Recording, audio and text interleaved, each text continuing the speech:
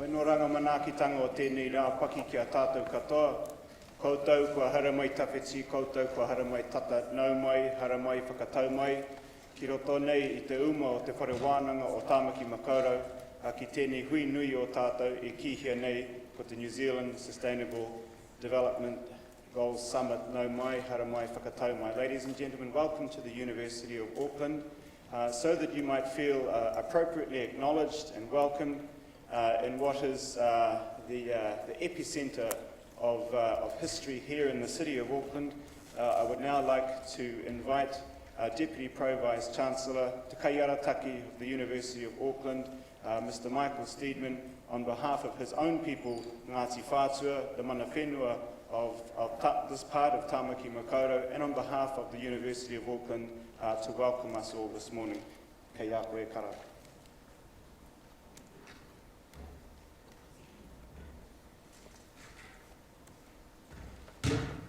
Tēnā koe mara, tēnā tātou katoa, mā koe tuki te karakia, tīmata tō tātou hui, i tēnei ata, nā Ōrākei no i tātou, let us pray.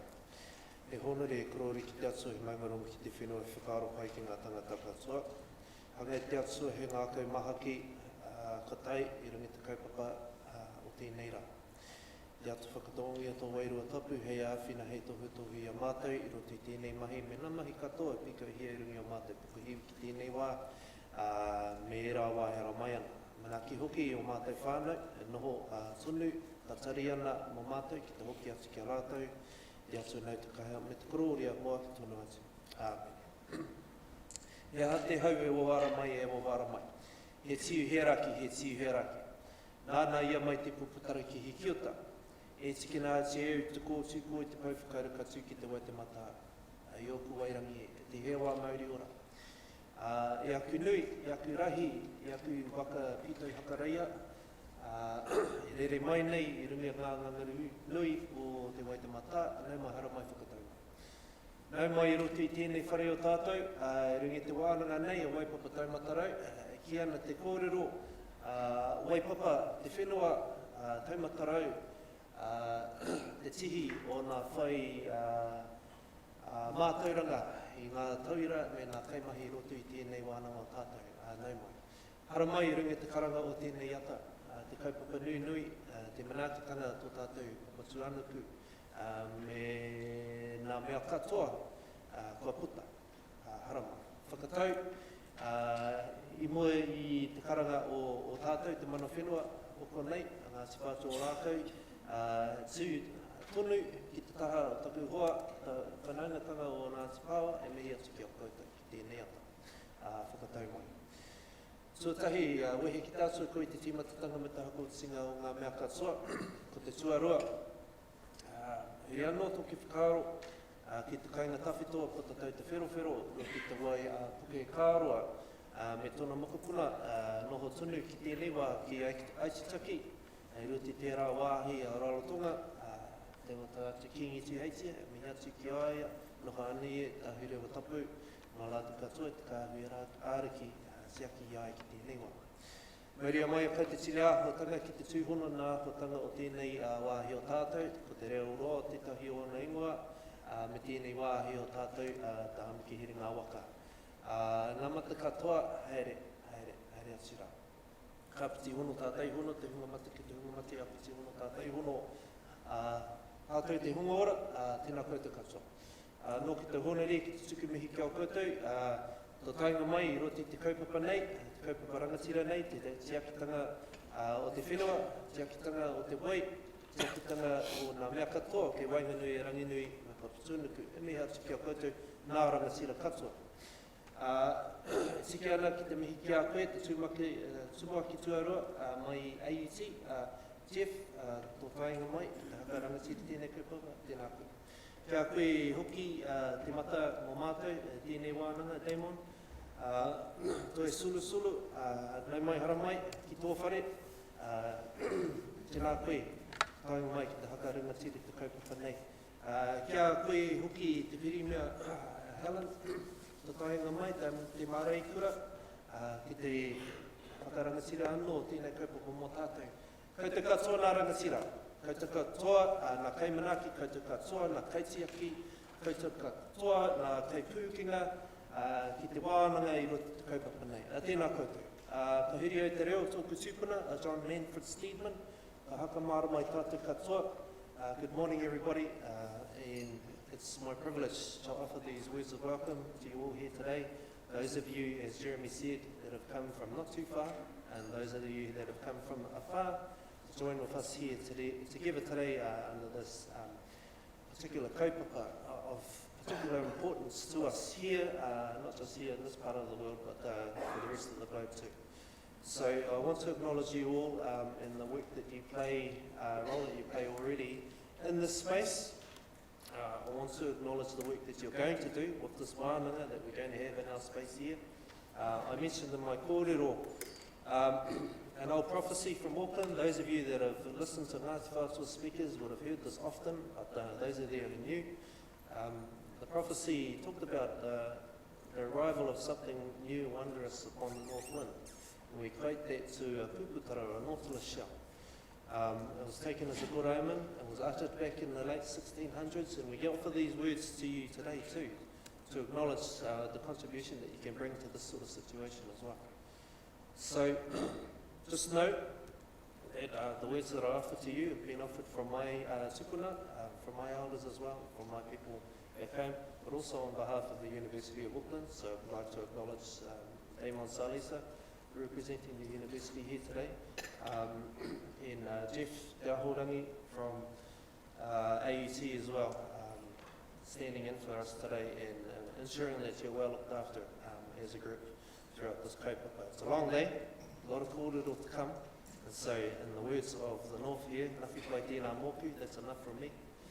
And I'll cut myself off there because I'm running out of small jokes.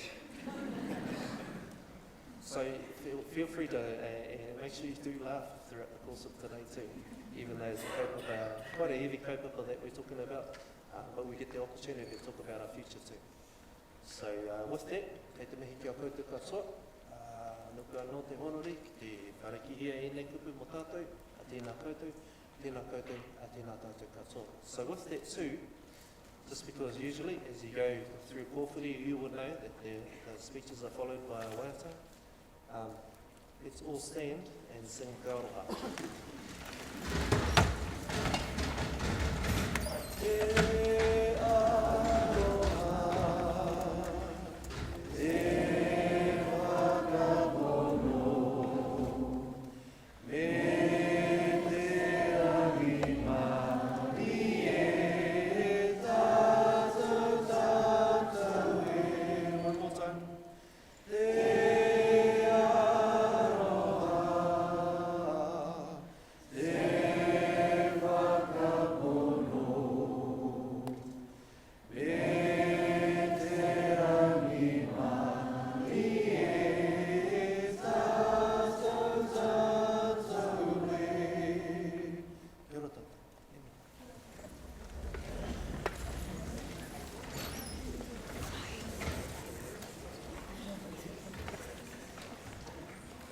Atia kei te kairiwhi, te kei whakaputa I te reo o tumutumu whenua o tāne nui arangi e te tuakane e Mike, e mihi ana ki a koe me tō tupu I a tātou kia waiata tātou I tēnei ata e mihi ana ki a koe ko koe te kai whakatīnanatanga o ngā moimoia a ngā mahuetanga o tūpuna o mātua no reira tēnā koe. I'd like to thank Michael for being here with us this morning, not just as our Deputy Pro-Vice Chancellor Māori, but also as a representative from his people, Ngāti Whātua Ōrākei. And if these trees go missing at some point during the day, just go up to Ōrākei, because Mike was eyeing them up before, and I think he thought they might look quite good on the forecourt of his marae, the gathering place of his people, Ngāti Whātua. So we'll keep an eye on these trees. It's cool having Mike here this morning. Mike and I often tag team these sorts of events. Usually I do the prayer and he does the mihi. So today I think I've drawn the short straw because I'm your MC for the whole day. So I suspect you'll get quite sick of my voice by the end of the day, but we'll do as much as we can to lubricate today's proceedings with a few laughs here and there.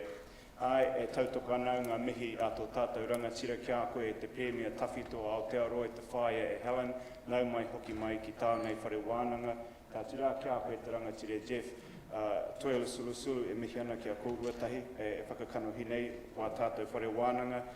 Welcome, ladies and gentlemen, again to our wonderful summit.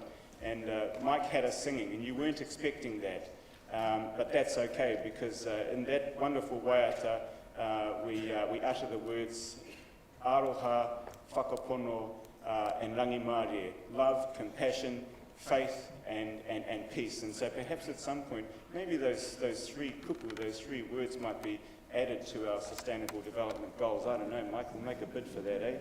Inject a little bit of reo Māori in there. We're on the cusp of te wiki o te reo Māori anyway, so perhaps that's appropriate. Ladies and gentlemen, welcome again. We're going to cover off a little bit of housekeeping very briefly, but before we do, I'd like to thank our summit sponsors for their magnanimous and generous support. And in particular, we'd like to thank our gold sponsor, APS, our silver sponsors, New Zealand Ministry of Foreign Affairs and Trade, the New Zealand Commission of UNESCO, and our bronze sponsors, BECA, Moxie, and Massey University, and also our media partners and associates also. In the case of an emergency, there are exits here, on that side, and the doors through which you entered also. To be honest, I don't even know where those exits go to, so good luck with that. If you're like my aunties from up north and you like to routinely light candles for world peace, this is a non-smoking campus, but you're welcome to make your way down to the end of Wyndham Street here beyond the marae, where in all truth you actually might find some cigarette butts already in those bushes out there from attendees at the various hui at that facility. So feel free to make your way down there. Now you'll be aware that there is a Summit app from which you can extract all sorts of interesting bits of information and directions to guide you throughout the day, so get onto that app. And if you're looking for, there was a slide back here detailing the UOA guest Wi-Fi username and password, feel free to access that also, although no Netflix, all right, we're on a limited bandwidth here at the university. And if at all you're feeling dissatisfied about any of today's conference, the food or any other aspect, come and see me about it, and I'll make sure that your complaint is elevated right up to the highest of heavens, and from there it can be dealt with.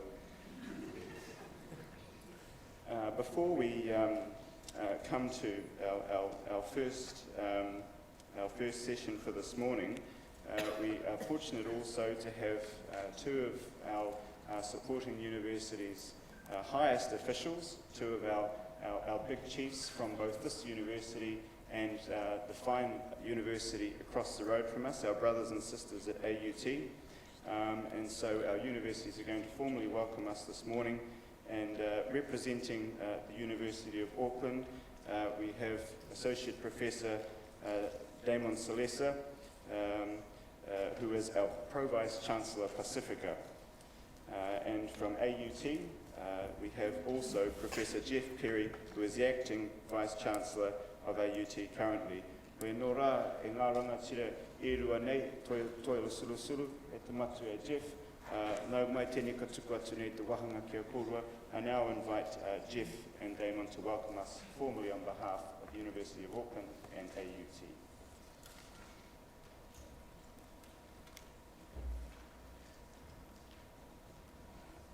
Nau mai haere mai. Malo e sofua malange mama. Malo lei mo kaingatonga. Malo lei kauma mea me taka kotoa maamani. Tali nei kia kimo toloki e otu aloha ko tonga ni. Ka uma foki whanga tupuanga me moa puloa. Ke ia e ki nautaulo katoa e me lino mo e tonuhia. Me moto taikaina, ko ata, ki mo kakai e wiha. That second part is not my language, but it's an important week in New Zealand. As of yesterday, it is Tongan Language Week, and that was a welcome to you. And the Tongan language, which is a language of my household, but not mine. I'm married to a Tongan. And it's an important place to start, because this Auckland and both our universities are located here in one of the world's most Pacific cities.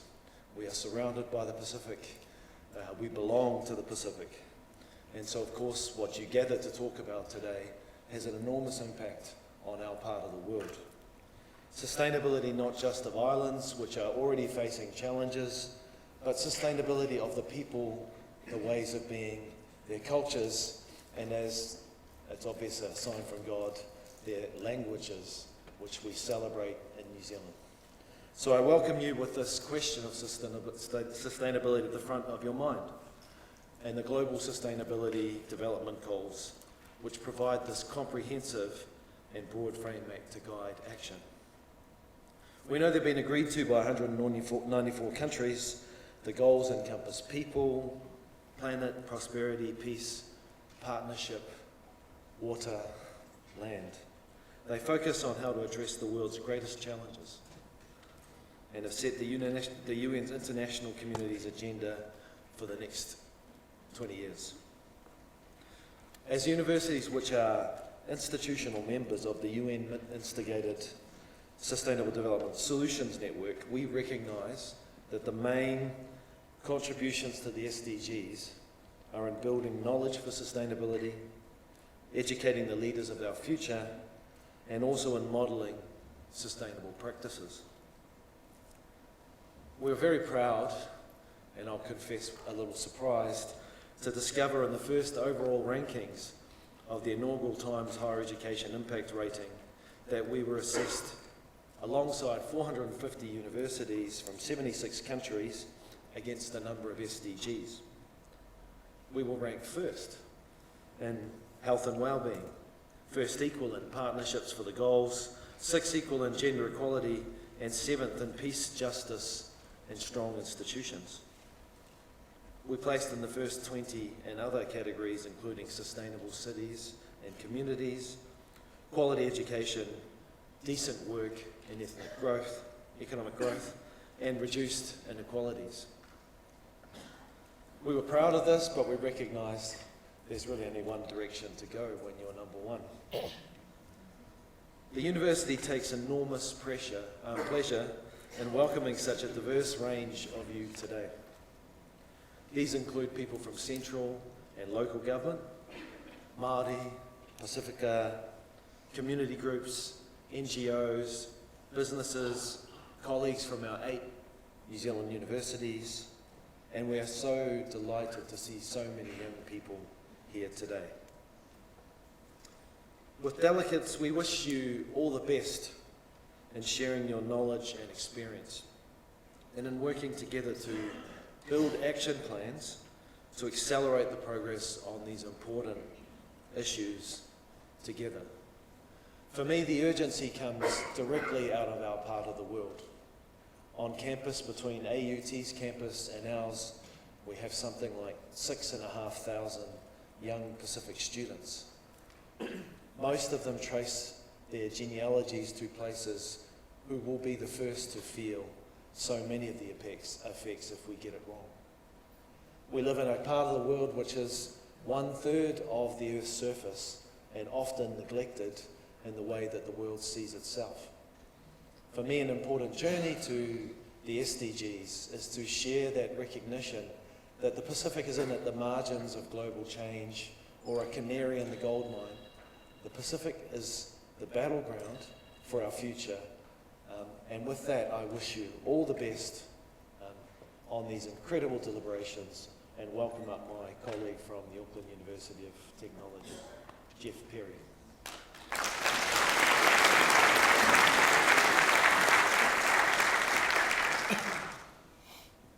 Tēnā kora katoa, and welcome to everyone who is here today. Malo elelei. It is Tongan Language Week. So happy Tongan Language Week. To mark this year's Tongan Language Week, AUT released a video on social media last night that features Liz, a young Tongan AUT alumna who is doing amazing work with her small not-for-profit company, One for Worth, in partnership with a South Auckland-based social enterprise called Affirming Works. Ever since the Sustainable Development Goals were adopted in 2015, AUT has been using the 7 Pacific Language Weeks here in New Zealand as a vehicle to showcase work being done by our students, staff and alumni to address the various global challenges highlighted by the SDGs. These videos together have already amassed close to 1 million views. Choosing our Pacific Language Weeks as a vehicle to address SDGs is no accident. For us, it locates our focus to where we are in the world. We live in a region where many of our Pacific neighbours are already experiencing many, if not most, of the negative impacts of the challenges and issues highlighted by the SDGs.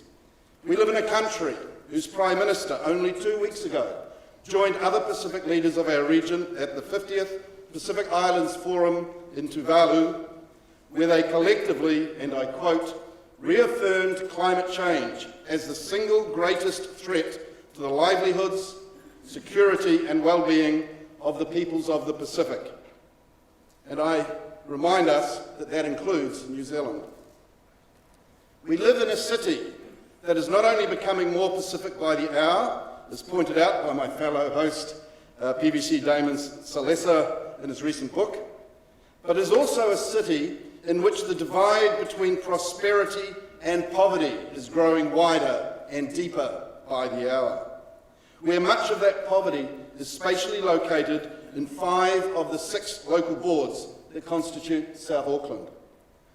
I work at a university that close to 10 years ago built a campus in the heart of Manukau to offer a tangible and accessible pathway out of poverty for South Auckland communities. I also work at a university where today 1 in every 5 of our domestic students come from neighbourhoods that have a score of 9 or 10 on the New Zealand Deprivation Index. We don't have to look very far to find poverty and deprivation in our neighbourhood. So it is no accident that over the last 3 years we have used our Pacific Language Weeks as a vehicle to highlight the challenge laid down by the SDGs. However, it is an accident, albeit an opportune one, that this year's overarching focus for our Pacific Language Weeks is SDG 17, Partnership for the Goals.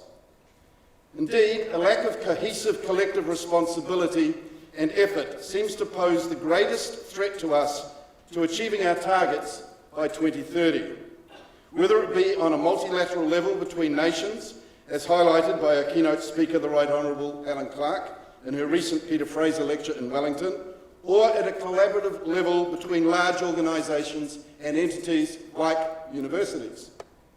Each of our respective universities have developed sustainability plans.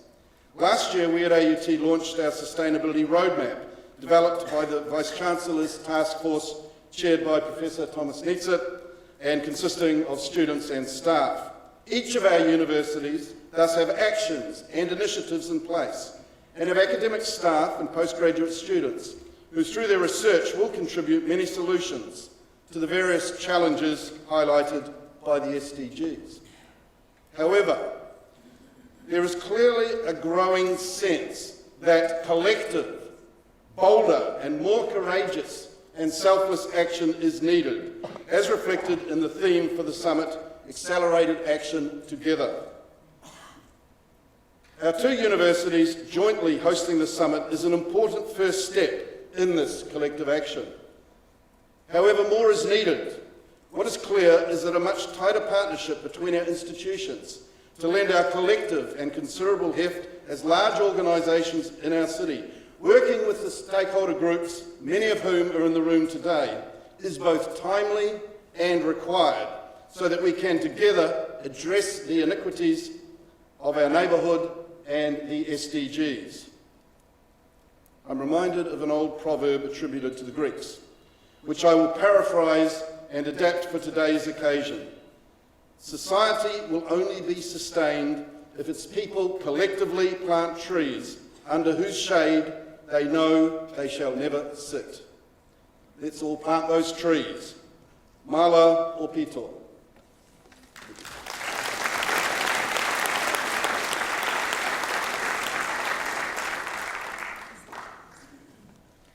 Tia e ngā rangatire toi sulu e Jeff, malo a pito, tēnā rawa kōrua. Thank you both for the formal welcome on behalf of our host universities this morning. Prepare your popcorn and your drinks, ladies and gentlemen. We have the Prime Minister soon to appear via a video. The Right Honourable Jacinda Ardern recorded this presentation of New Zealand's first voluntary national review on sustainable development goals to the United Nations in July this year, and we have her video to play for us. Kia ora koutou katoa, he waka eke noa, which means towards a better future together.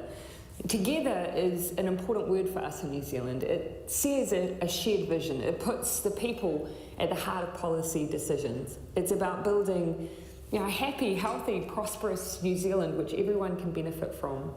Togetherness is the core of our strategy to deliver well-being and recognises that the spheres of our lives, our environment, our people, our economy, are interconnected and interdependent. These same principles lie at the heart of the Sustainable Development Goals. I'm proud to present New Zealand's first voluntary national review on progress towards the Sustainable Development Goals. The report is a demonstration, I hope, of our strong commitment to the 2030 Agenda for Sustainable Development. New Zealand, as many know, is richly blessed as a nation. We have tremendous physical and human resources. We are a diverse and agile nation. We are innovative and resilient, but we also have our share of challenges, and one of these is to ensure that all New Zealanders achieve a decent standard of living and have a strong sense of well-being. Leaving no one behind requires openness and honesty about the challenges we face.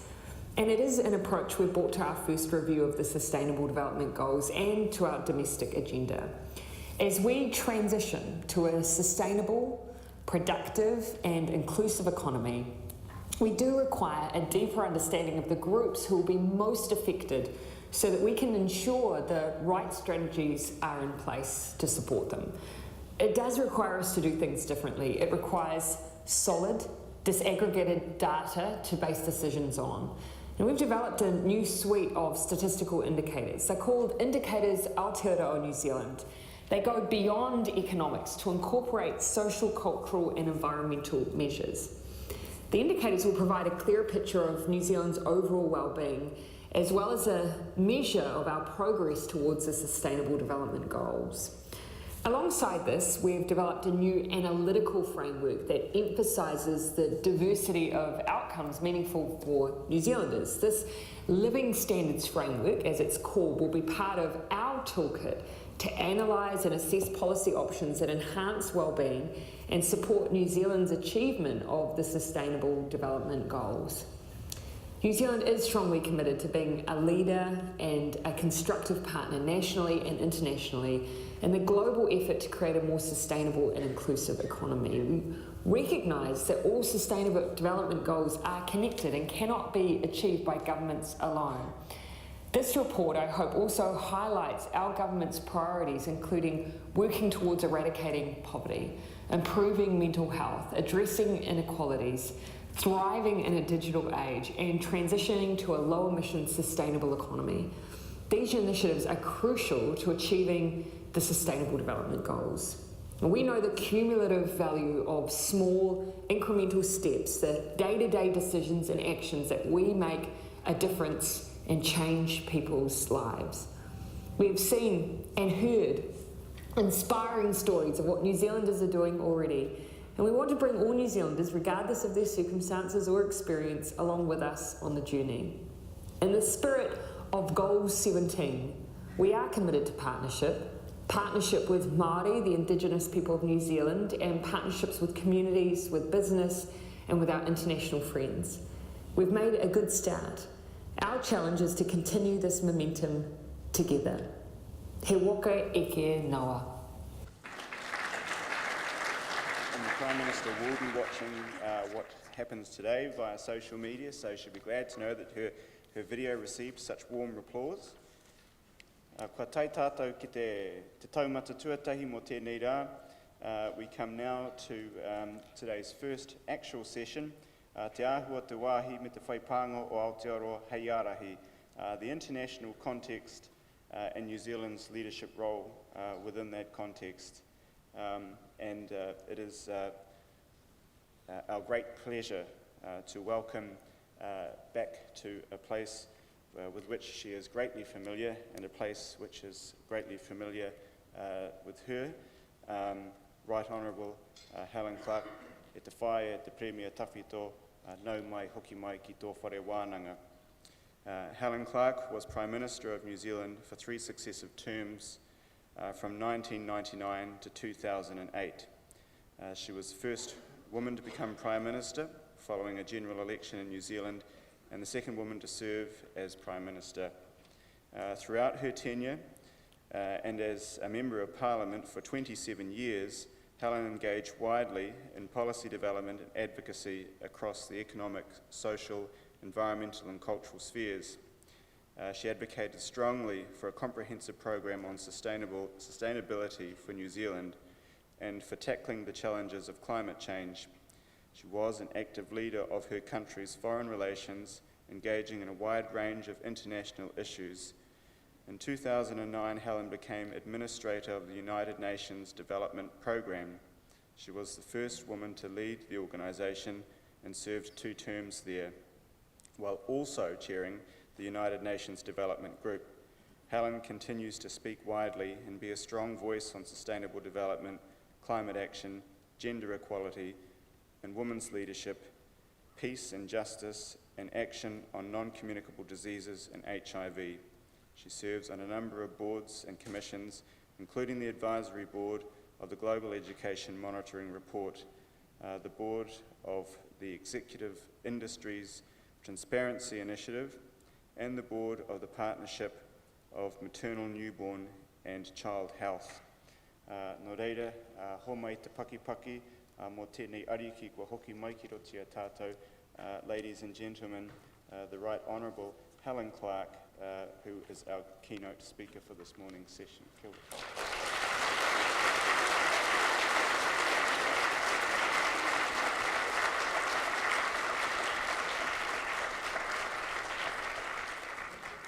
E nā iwi Ngāti Whātua, e nā iwi o te motu, e nā reo, e nā mana, e nā rangatira mā tēnā koutou katoa. And malo e lei to Tongan Language Week.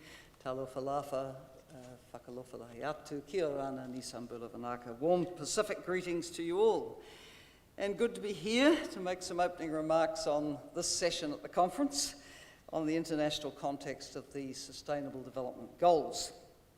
I'm going to focus my comments mainly on the international context, but let's note at the outset what you all know, which is that the Sustainable Development Goals and Agenda 2030 are a universal agenda, meaning they apply from Somalia and Kazakhstan to New Zealand and Canada. It was expected when leaders signed off on them at the 2015 summit at the UN in New York that they would make serious efforts when they got back home to do something about them. The truth is, as I'll say in my remarks, that the international context is a little depressing on a number of scores at the present time. However, this agenda is the right one, it's the right direction, the goals are good, the targets are good. There are rather a lot of them, but if we stuck with it, we would have a transformed and much more inclusive and sustainable world than we have today. So the development of the SDGs came out of the Rio Plus 20 conference, the UN conference on sustainable development, which happened 20 years after the Earth Summit. And this was around 3 years into my time as UNDP administrator. And from then on, a very significant amount of time was devoted by UNDP and by me personally into supporting the design of the SDGs and then their early implementation. UNDP itself hosted an SDG hub, which other agencies seconded people into, and we worked collaboratively to support national consultations on SDGs around the 2014 period, global consultations, thematic consultations, an online survey called My World, which eventually got 10 million responses, which asked people to rank what their priorities for the SDGs were. And, well, no surprise, the top 3 issues always came out as health, education and jobs, and number 4 was good governance, because so many people realise that if your government doesn't have capabilities, development doesn't go terribly far. Now, when you think back to 2015, the year the goals were developed, really this was a high water mark for setting global development agendas. There was this monumental agenda. There was the Paris Climate Agreement that was agreed December that year. There was a new framework for disaster risk reduction, which is an incredibly important contribution to sustainable development. And there was also a new framework on international financing for development agreed at Addis Ababa at the 3rd International Conference on Financing for Development. And there was one more major agreement that followed in 2016, and that was the new urban agenda calling for inclusive, safe, resilient and sustainable cities, which was agreed at Quito in Ecuador. But since 2015, rather a lot has happened in our world, not least major political change in key capitals, which is not at all conducive to any of the agendas that I've just mentioned. And given that climate change represents one of the greatest challenges to achieving the SDGs, it is of huge significance when the world's largest economy and only superpower gives notice of its intention to withdraw from the Paris Agreement. And when a Brazilian president encourages the expansion of farming into the Amazon rainforest. Quite disastrous, as we see on our TV screens every night now. At the end of this month, the world leaders will convene again at the UN General Assembly High-Level Week, and there will be a series of major summits related to sustainable development. A specific one on the SDGs, which is billed as a leader-level summit of the high-level political forum on the SDGs, and there'll also be one on climate. There'll be a follow-up conference on the Samoa Pathway, which sets the sustainable development agenda for the small island developing states. There'll be a universal health coverage summit, and there'll be one reviewing progress on the Addis Ababa financing agenda.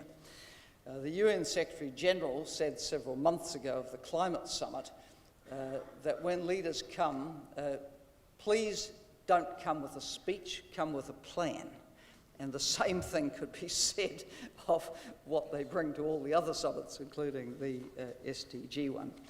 Because there is growing concern at the lack of traction on achieving the SDGs at the global level.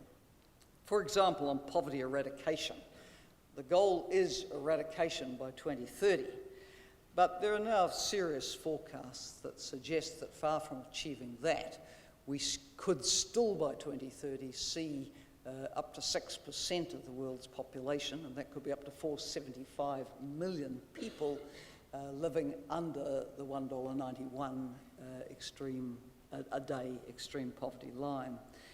Hunger eradication is also a target for 2030, and yet each year, the last 3 years, the World Food Programme has been reporting that there are growing numbers of hungry people in the world, now standing at over 820 million. That's about 1 in 9 of every human being on Earth. On education, well, as was said in the introduction, I currently chair the advisory board for the UNESCO Global Education Monitoring Report, which looks at progress on this. Basic target in the SDGs, every 6 to 17-year-olds shall enjoy 12 years education by 2030. On current trends, 1 in every 6 children will miss that. So none of this is good. And the list could go on. And to it, of course, must be added the absolutely woeful state of biodiversity and the climate ecosystem. And these in turn exacerbate the vulnerability of the world's poorest people. As well, we have the level of forced displacement caused by war and conflict. That's at record levels, now standing at over 70 million. On the worst case scenario for climate change, which may well be realistic at the current rate of progress, the World Bank is estimating that another 143 million people in sub-Saharan Africa, South Asia and Latin America will be displaced, and that is not counting the many millions of vulnerable in South and Southeast Asia. So these are very significant challenges to sustainable development at the global level, and they need a concerted response, and they need a focus on the most vulnerable. So it's all the more concerning that the latest OECD figures on development assistance show a decline overall of 2.7% in ODA from 2017 to 18, with aid to Africa falling by 4%. The climate finance promised by developed countries is falling well short of where it should be, and that matters enormously for both adaptation and mitigation, particularly in the poorest countries. I've always seen the SDGs as a bold and visionary agenda, which, if implemented, as I said, would bring about transformational change. But currently, the world is rather off track for that great outcome. International solidarity will continue to be very important for the poorest countries, indeed absolutely essential if poverty and hunger are to be banished by 2030 and if other basic human development goals in the SDG agenda are to be reached. But here's where we need the joined up thinking. These goals can't be met if the environment continues to be pillaged. Last week, the head of the Secretariat for the UN Convention on Biodiversity expressed her concern that we're moving towards tipping points which could produce, and she used the phrase, cascading collapses of natural ecosystems. Think about it, cascading collapses of natural ecosystems. There was the UN report in May that warned that 1 million species are on the verge of extinction. Pledges on climate action as of late last year put the world on track for 3 degrees warming by the end of the century, which is far above the 1.5 degree aspiration of the Paris Agreement. And this has very serious implications for countries rich and poor, including our own. So at the UN summits in New York later next month, the world leaders do have the opportunity to face up to these scenarios and determine to make a course correction. I think more development support for the poorest and more climate action across the board would be a very good start. So, can New Zealand lead on this? Yes, it can, at home and abroad. It has stepped up off a low base on development assistance, and the government has agreed on its framework for climate change policy, aimed at reducing greenhouse gas emissions and building climate resilience. There is the Zero Carbon Bill before Parliament. Ideally, it does need cross-party support to spare New Zealand from the stop-go approach which it has had to climate action over the last 2 decades. Overall, my assessment is that New Zealand's strategies and policy approaches currently are not inconsistent with what is needed to make progress on the Sustainable Development Goals. But our country has yet to formally adopt an SDG strategy and targets, as the recent People's Report prepared by civil society organisations points out. So New Zealand leadership on the SDGs would be enhanced by moving to embrace a formal strategy with targets and a commitment to monitoring and accountability, in line with the approach of so many other countries around the world. So let's hope today's discussions will help define how New Zealand can move forward on the SDGs and help contribute to the global momentum and action, which is very badly needed right now. Thank you.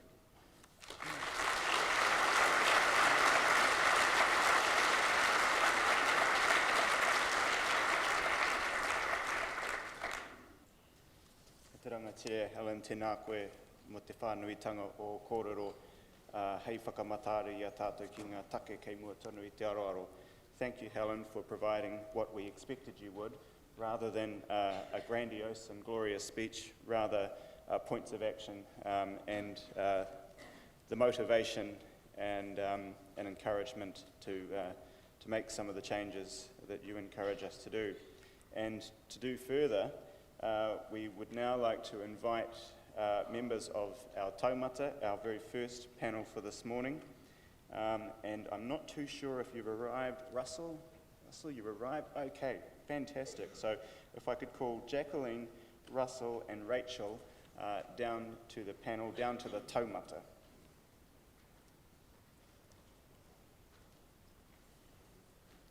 Yes, for the video attempt.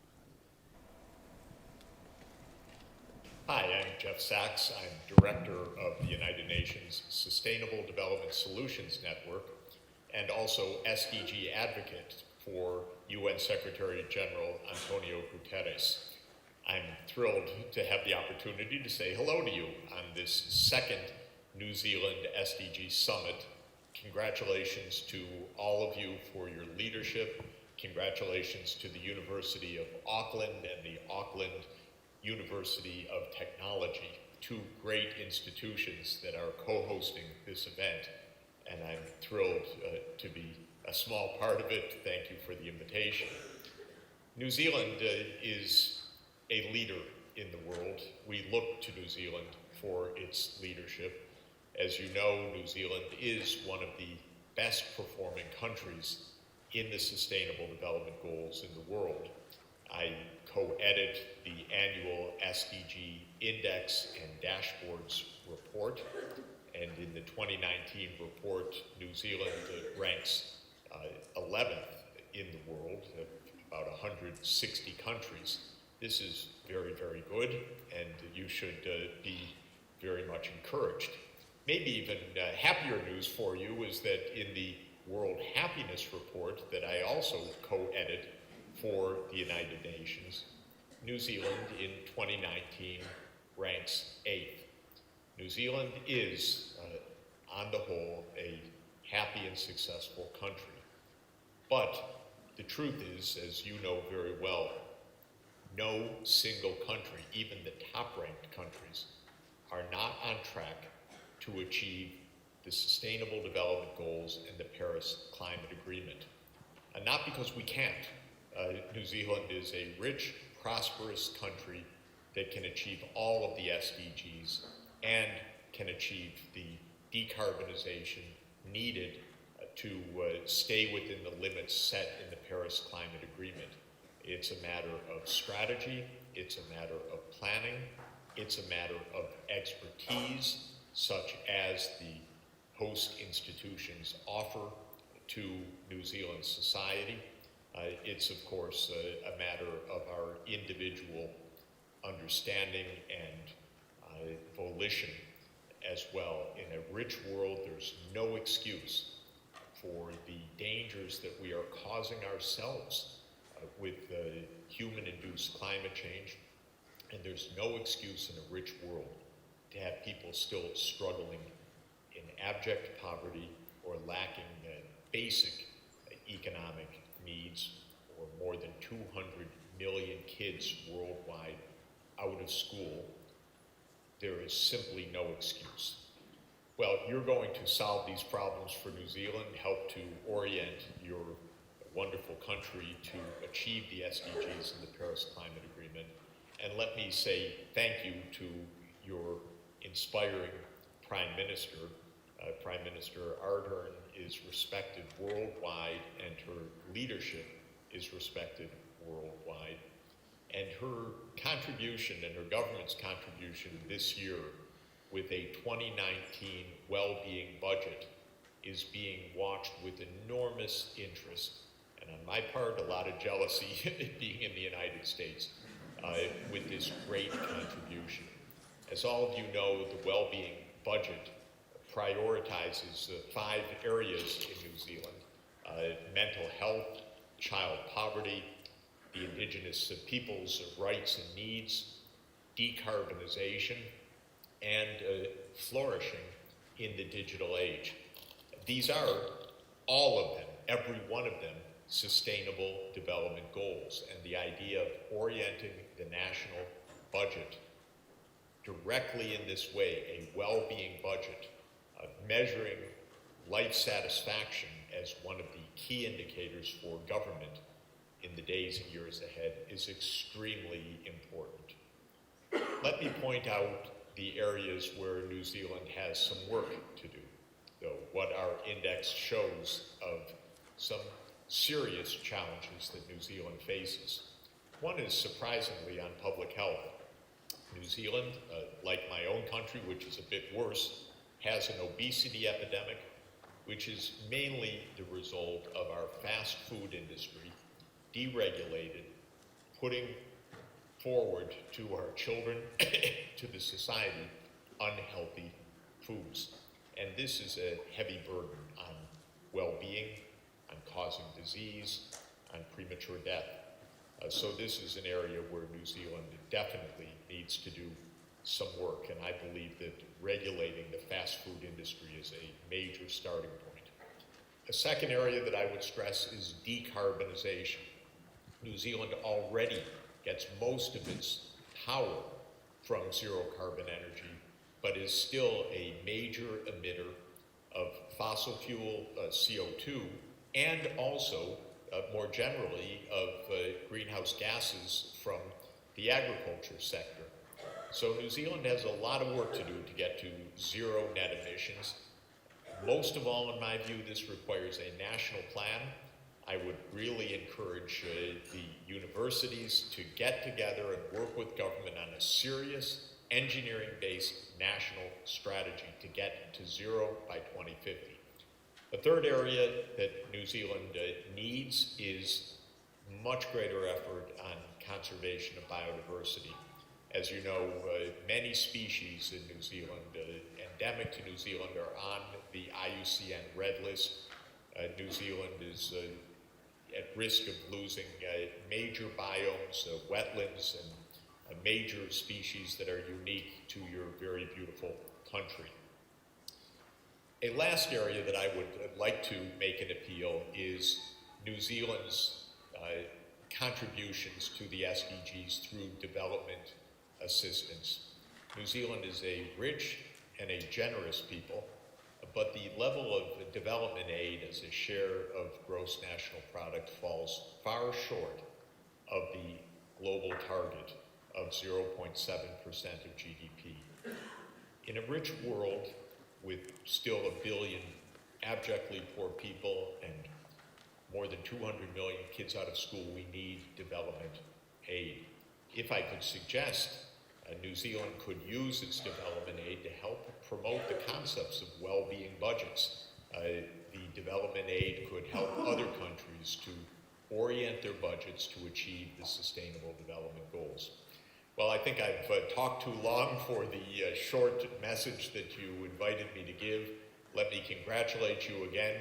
Let me tell you how much we admire your country. We want to see you even higher on the SDG list and the happiness list. We know that your well-being budget is going to help get you there, and we really want to see New Zealand solve these remaining tough problems, and also to help lead the world with your wonderful example to solve these problems all over the world.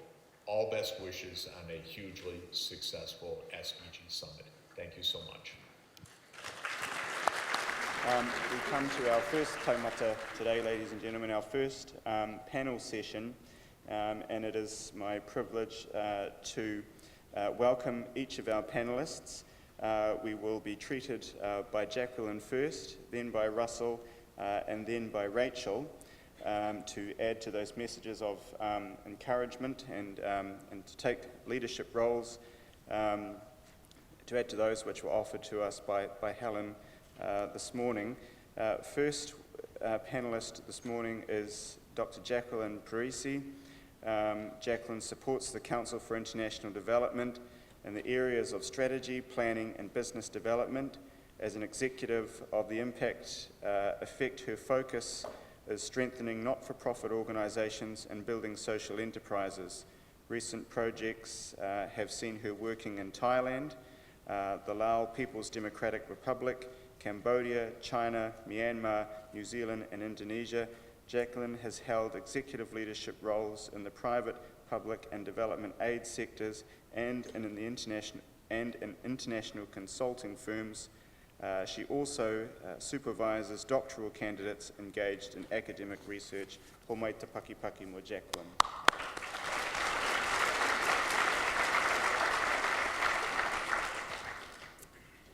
Good morning.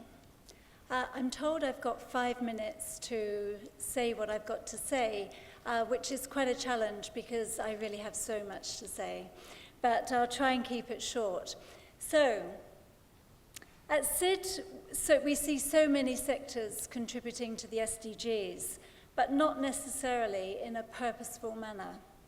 4 years ago, research titled "Are the Rich Countries Ready?" outlined an assessment of richer countries' preparedness for the SDGs. The report identified several strengths for New Zealand, but also several weaknesses, including the high obesity rates we've spoken of this morning, poor education for some low socioeconomic groups, and inefficient usage of energy. So, how are we doing as a nation now, 4 years later? Well, as we know, in sport and in business, New Zealand punches well above its weight. Yet it seems, where it matters even more, we seem to be less focused. We're currently ranked 11th on the World SDG League table. Okay, so given this is out of 162, you might think this is a pretty good result. However, I believe we should really be showing more collective commitment and passion and be aspiring to a top 3 spot, currently held by Denmark, Sweden and Finland. Also, we may think we're making a real contribution, but according to University's interactive data model, since 2015, there's been little measurable change. With the exception of drastic improvement in climate action, well done, and a slight improvement in no poverty, no other SDGs have improved. And gender equality has reportedly gone slightly backwards. But measurement's complex. To measure progress here in New Zealand, we have no less than 5 constructs to consider. They're the 17 global SDGs themselves with their 169 targets and their evolving list of 244 indicators.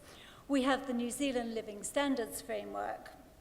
We've got the Living Standards Framework dashboard for the outcomes, our people, our country, our future. Then there are the IANZ metrics. And of course, there's also the Voluntary National Review. So linkages have been designed between these instruments, but they're not yet fully operative. Some linkages are more loose than others, and some of the SDGs aren't actually covered. The intention is to map the living standards to the SDGs, but it's not clear whether the mapping will demonstrate just alignment or whether it will actually measure contribution.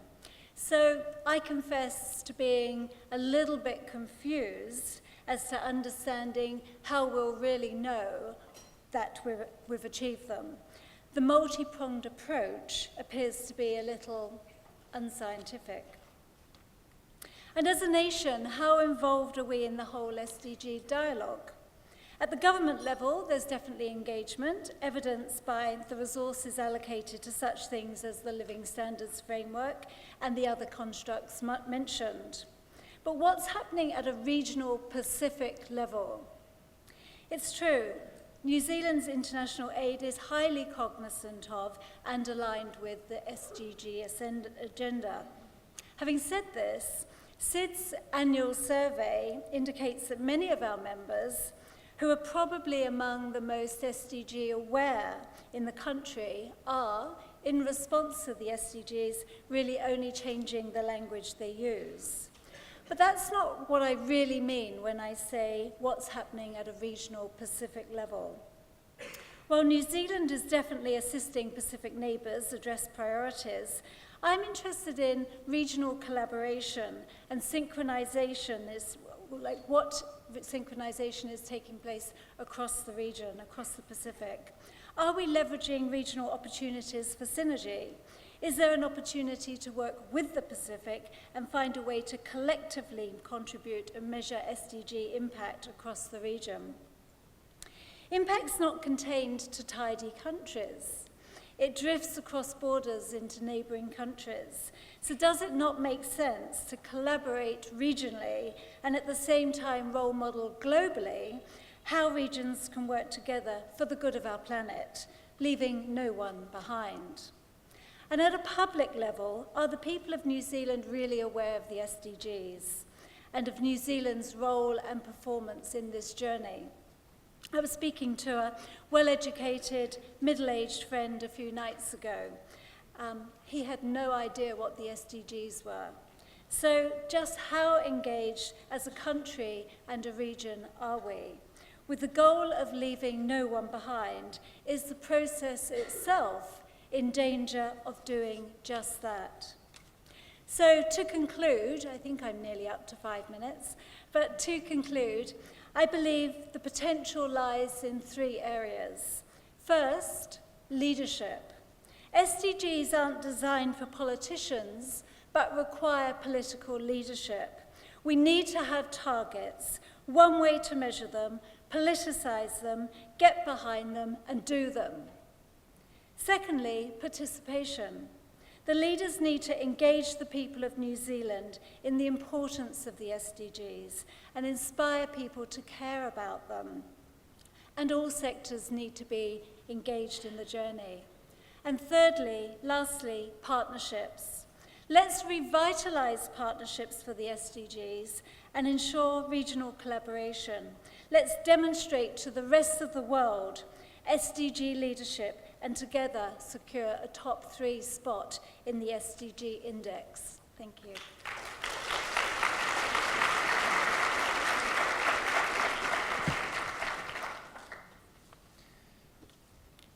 Tēnā koe, Jacqueline. We're privileged also to have with us this morning's panel, Russell Norman. Russell is the Executive Director of Greenpeace, Aotearoa, New Zealand, and prior to this, he was a member of the New Zealand Parliament and co-leader of the Green Party during its period of growth, leading up to the 2014 election. Russell was the party spokesperson on economics and environment and development of the party's economic policy. He has a PhD in political science, and his areas of expertise include economics, climate, energy, and freshwater ecosystems. Kia ora, Russell.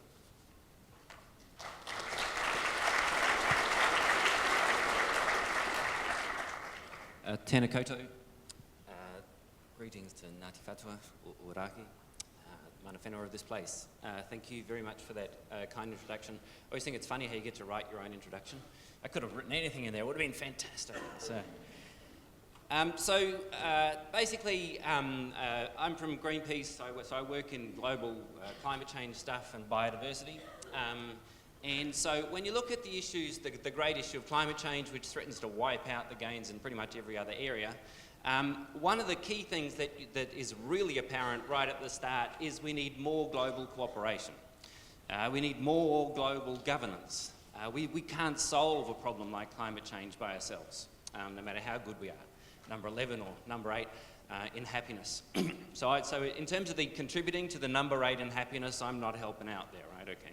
So because we can't solve this problem unless we have more global cooperation. Now you'd think that the world would be awash with support for globalisation. I mean, we've had 30 years now of globalisation and the promotion of globalisation. You couldn't escape it. It was part of the official doctrine of most governments in the West over the last 35 years or so. And yet we find that in a world which is desperate for more global cooperation, we have the rise of the opposite. We have a rise of nationalism, we have a rise of xenophobia, and we have a series of key governments now around the world who are turning their back on global projects. So why is it that after 35 years of this amazing globalisation project led by the Party of Davos, the global elites who meet each year in Davos, the Party of Davos, as Steve Bannon calls it, who's one of Donald Trump's key advisors, why is it that after 35 years of the Party of Davos telling us all that globalisation's a great thing, there's not that much support for it? And the answer's not very hard to find. The reason is that when you go to the United States, there's still dramatic poverty, right? When you go to this country, this amazingly rich country. 40% or thereabouts of American families, if they were said, do you have $400 because your car's broken down, they'd have to borrow the money to pay the bill. And yet at the same time, when we look globally, there is a massive concentration of wealth in the top 1% of the global population, or even less than 1%.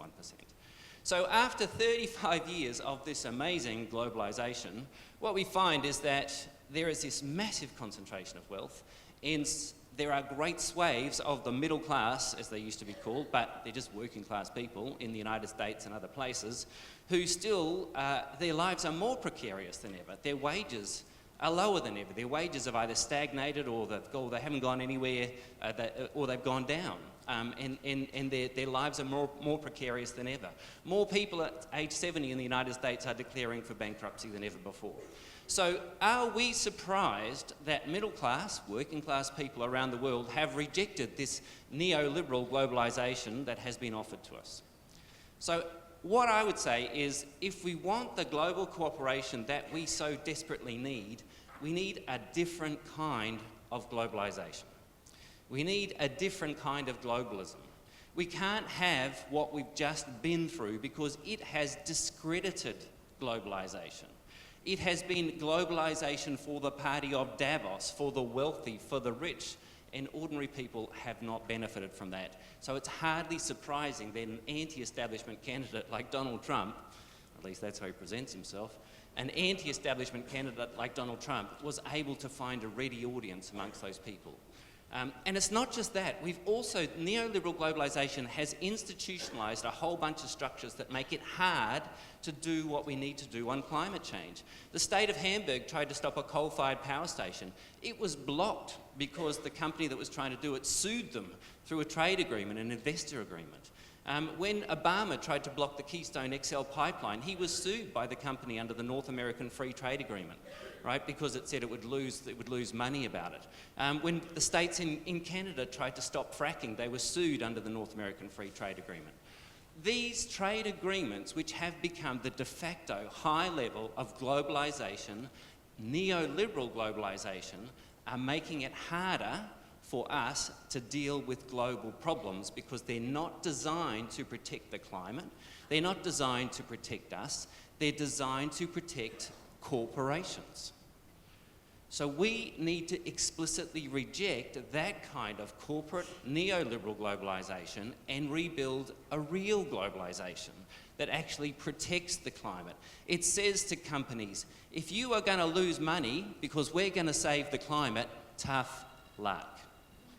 We need to overturn those kind of investor-state dispute settlement procedures and that kind of neoliberal globalisation in order to rebuild the kind of global cooperation and the real globalisation of people that we need.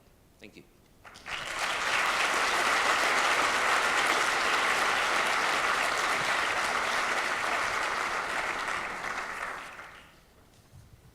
Tēnā rā koe Karae Russell.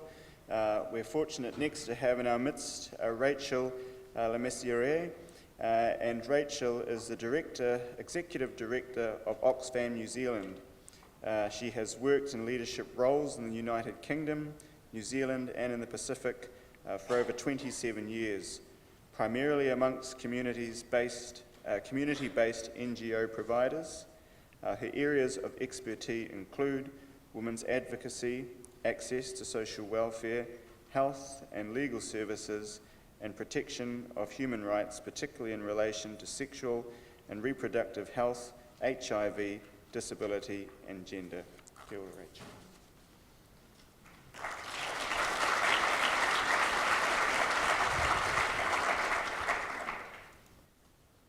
Tēnā koutou, tēnā koutou, tēnā koutou katoa, ngā mihi kui katoa.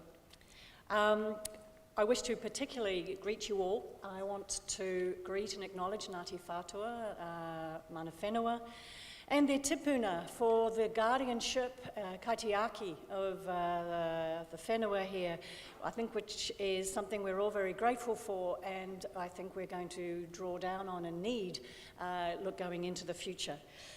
My name is Rachel Limasirie. I grew up in the Waikato. My awa is the Waikato, my maunga is Maunga Tautari.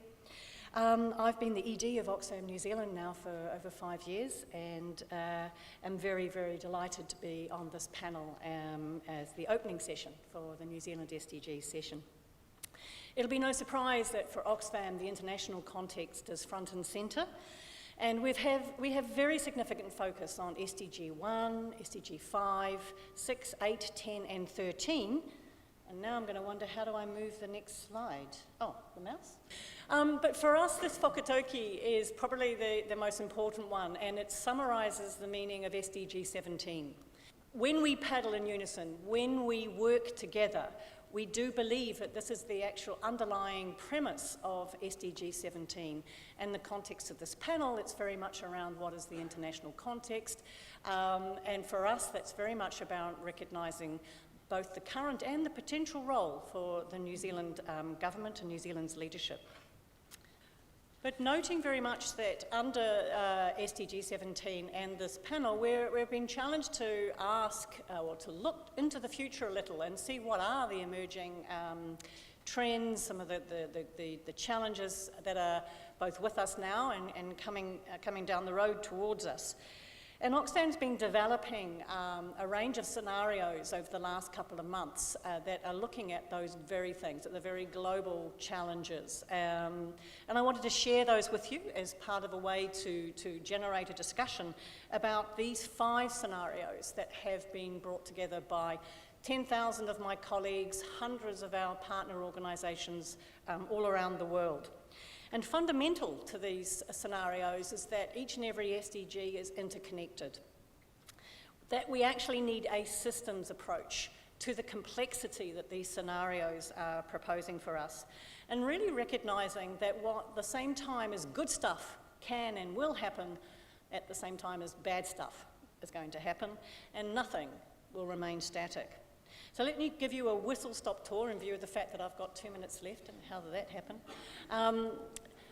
The first one up is obviously climate change, and that's very much about recognising that there is going to be increasing conflict and divergent responses of government, communities, women and youth movements, and the private sector to the climate emergency and to the progress on SDG 13 itself. Who might win and lose these battles? How those in power may try and find solutions, and for whom, and how power could shift between different actors. These will be uppermost as progressive governments try to progress, keeping us below the 1.5 degrees warming. Second one is very much the movement of people. And as we see, whether it is from rural areas or outer islands, from places of conflict, climate destruction, political oppression, economic inequality, people will be on the move for safety, food, better opportunities and quality of life. This is already driving rapid demographic changes, class divisions, xenophobia, racism and poverty. These will put a burden on resources, but particularly within and across developing countries. Technology and human rights. One of those areas where there's both progress and there's extraordinary challenges. Large multinational technology companies will wield more power, blurring the lines between nation states and corporations, and seeking to decrease people's agency and civic space. However, their power is increasingly being challenged by active citizens who are using technology to mobilise people in various movements, both on the right and on the left. Shifting global order. Now, increasingly, it's highly probable that global and national institutions are becoming dysfunctional, undermining the existing rules-based global value system and norms. This is going to be a major challenge to progressive governments who want to strengthen the implementation of SDGs. Lastly, in these 5 scenarios is inequality and the abuse of power. Power grows in the hands of authoritarian governments, corporations and anti-rights actors. However, counter-movements are also growing. We are seeing this. Feminist, Black Lives Matter, youth and community activism also growing. What we are seeing is a democracy and the ballot box at local, regional, national and multinational levels will be increasingly tested.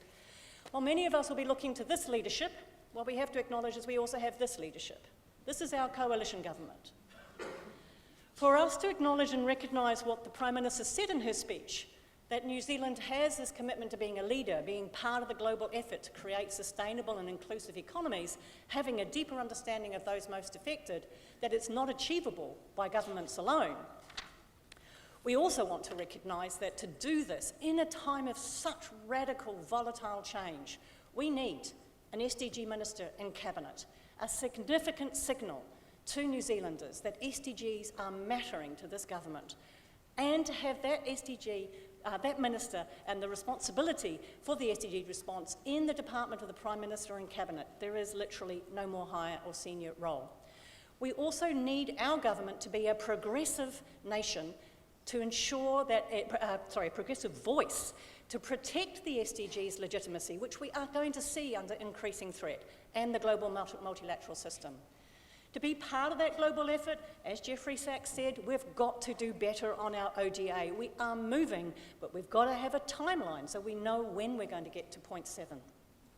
We've got to increase the ODA's focus on poverty reduction, resource mobilisation, and developing an aid for trade strategy, well overdue. If we are going to have a deeper understanding of those most affected, we've got to make sure we have a real focus on reducing violence against women and children. Half of the world's population, we've got to also look at the marginalised women and girls in that context. This is not going to be achievable unless we make sure, as the Prime Minister has said, that we're all included in this waka. We must ensure that we include iwi and Māori leadership at the global level, as well as civil society, private sector and academia. Lastly, we need an international development cooperation policy. And thank you so much for your patience holding up the stop sign. Thank you all.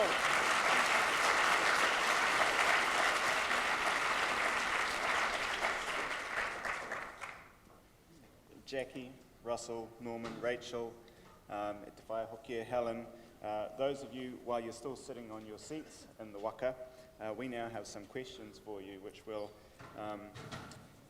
discern, shall we say, given the brief period of time we have left in this session via Slido. So thank you to those who contributed questions.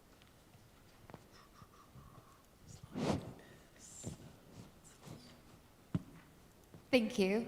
So my name is Maria DeRocha, and I am actually the SDG site editor and administrator, currently the only one on our very small team. And Dr. Jacqueline actually mentioned very briefly when she was speaking about our tool that is data-based. It's a data visualization that does negate our impression of progress towards each of these individual SDGs, goals, indicators, based on data collected, working with Statistics New Zealand, OECD reports, etc.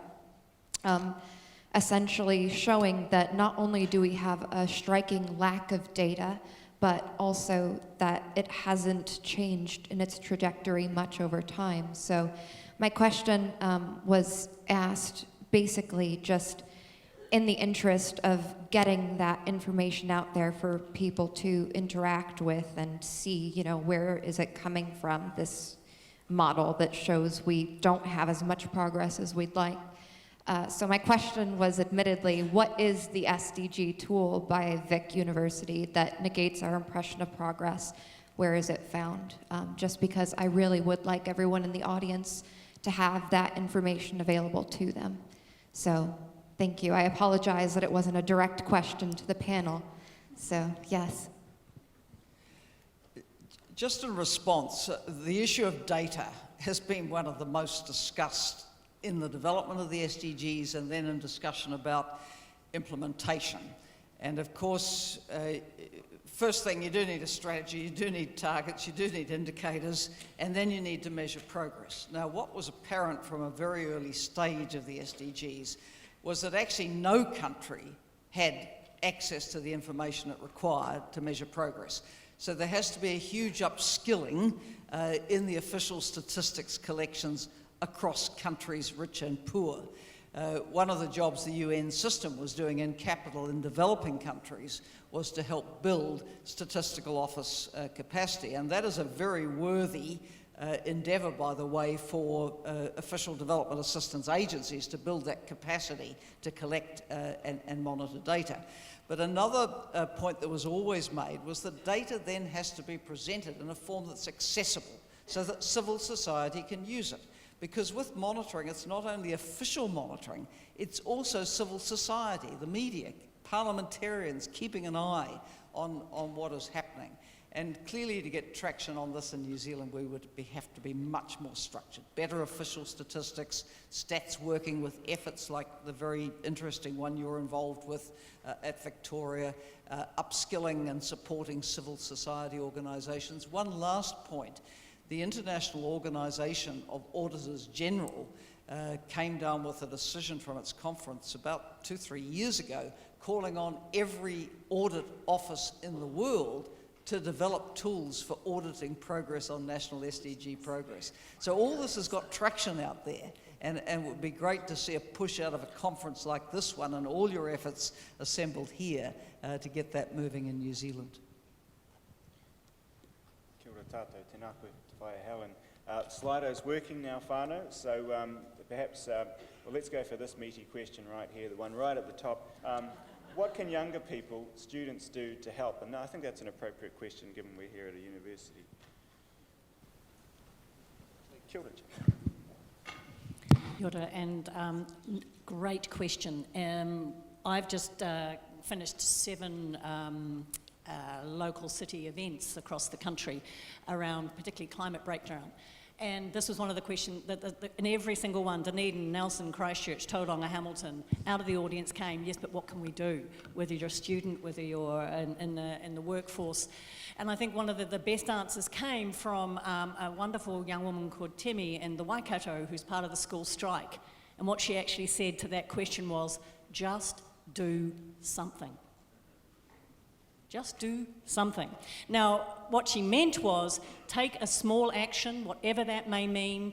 It may mean joining, going on the school strike on the 27th of September, for example. Every form of collective action that we take is actually part of a progress on the SDGs. And many of those collective actions, this is presuming they're progressive collective actions, are actually connected up to those key issues, whether it's inequality, whether it's tax justice, whether it's climate breakdown.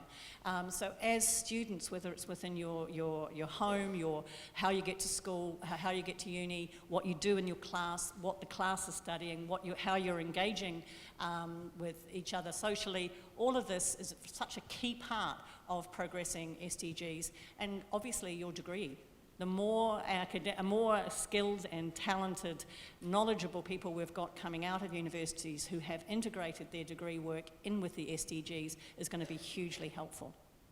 I think just building on what Rachel said, also youth and students, I think, have a great role to play in the advocacy of SDGs. And as I said, I have middle-aged friends who actually don't know what the SDGs are.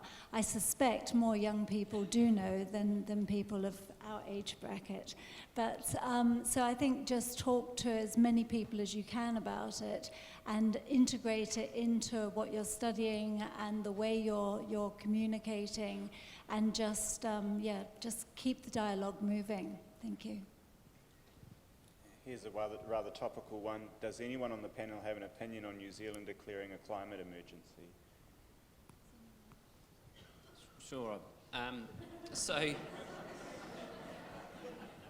yeah, we should do it, right? But more than that, we should actually do something to cut our emissions. So, so just answering the last question, September 27, like there's a big national action, there's a global action that week. So, if we keep doing what we're doing, we are going to have a climate catastrophe, right? That's what we're on path for. So we have to disrupt this system, right? Because this system will deliver 4 degrees of warming by the end of the century if it carries on. That's what it's going to deliver, right?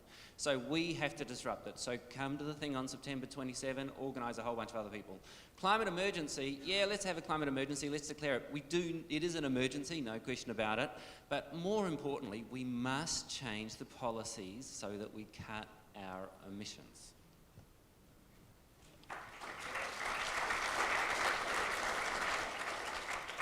And just one more question, and while we have the privilege of a former Prime Minister among us this morning, Helen Clark, what are some of the standout actions you've seen around the world which have bent upwards the negative trajectory of SDG achievement?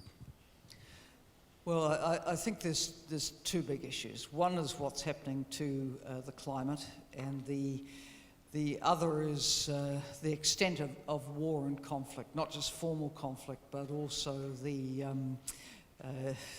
societies that are completely mired in civil insecurity, high levels of gang violence, and so on. I mean, take, for example, the scenes we see played out on the US southern border. Why are people leaving Central America? It is a combination of actually climate change at work. There's a lot of writing now about the drought in the region, which is really affecting the subsistence small farming. But also you have huge inequality, huge poverty, and societies racked by gang warfare. So put these together, you have the perfect storm on the US southern border. What's the US's reward? To cut development aid, because the people won't stop migrating. I mean, this is ridiculous. But overall, if you have a world in which 70 million are forcibly displaced by conflict, the spillover effects of that are very, very significant, not least in the humanitarian response that has to happen, because you're talking lives, health, well-being, water, food. That then becomes a charge against what is available for longer-term development. So it is like a perfect storm what we're in at the moment, and to see wars like the Syrian one, the Yemen one, the Libyan conflict perpetrated essentially by proxies who are standing behind the warring parties is very, very distressing. So, the voices of small progressive countries like New Zealand are needed on these issues to stop us careering towards a number of tipping points: the climate tipping point, the biodiversity tipping point, the tipping point where it becomes impossible to eradicate extreme poverty because we're not dealing with the underlying issues. E te whae Helen, tēnā koe, tēnā koutou. A round of applause, ladies and gentlemen, for our panellists this morning.